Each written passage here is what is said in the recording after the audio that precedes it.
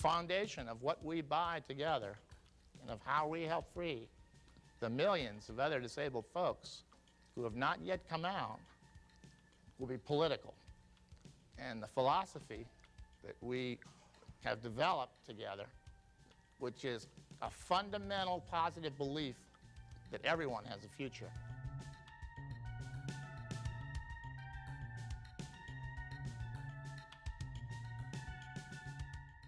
We recognized very early that the number one precept of independent living had to be that we had to teach ourselves how to fight. We had to learn the rules of rehabilitation, of welfare. We had to learn them better than the agencies knew them.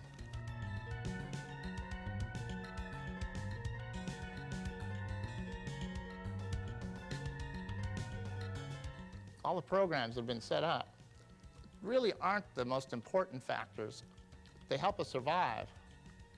But when we help each other, when we model for each other, when we recognize that peer counseling, peer modeling, the kinds of things that we can do together, the kind of positive attitudes that we've developed, and the kind of future that we're beginning to develop for all of us and the folks that are going to come along, that's the most important thing.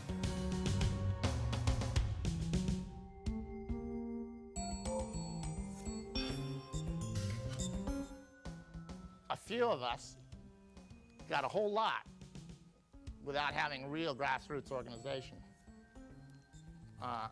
That we don't have the organization yet to hold what we've won over these last few years.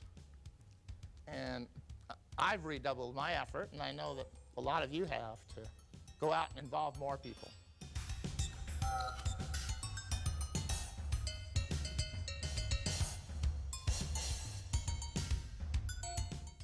I urge you as leaders in the movement to be leaders in the political movement as well, to hold our political leaders accountable.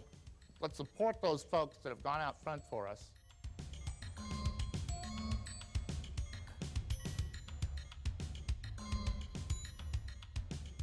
If we're going to turn this thing around, we're going to have to get our people out to vote.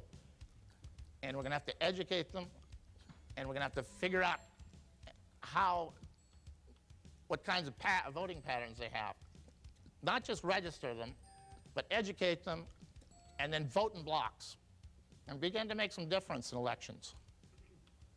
And that's possible now. May not have been so much in the past. There's a lot of consciousness now. And I really believe that we can win some elections for folks.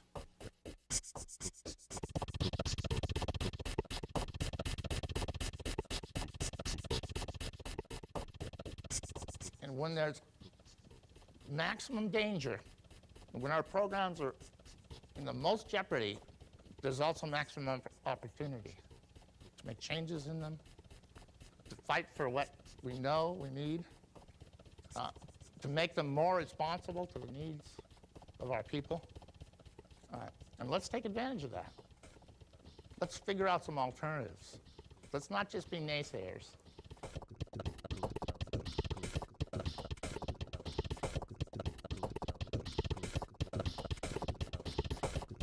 And we're going to develop leadership that has a fundamental difference, and that is it's inclusive. It believes in people and in our strengths together, and that we are going to change our society, and that severely and profoundly disabled person is going to come back into our community, and when they do, there'll be an independent living center there ready to help them find housing, to help them learn how to fight for themselves, and then to join us.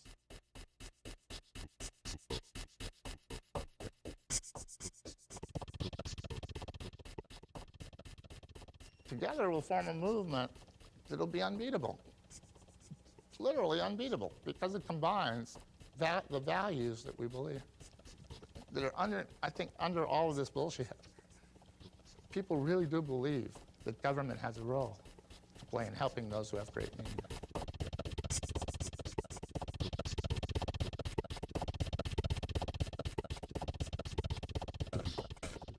And I want to be sure that we link nationally.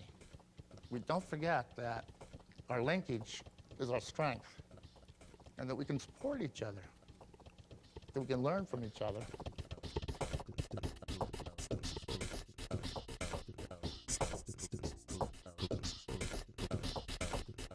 And just the interest that I see around the world, the interest in the disabled movement, there are going to be millions of other folks around this world that are going to join us in this.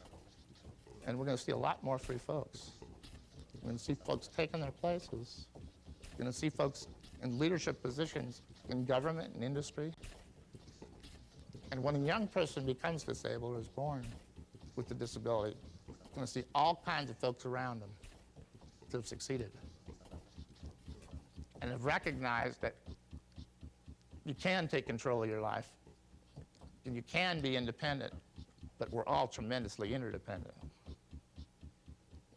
And that while I can reach out and help someone else, in doing that, it helps me tremendously. And I'm stronger for it.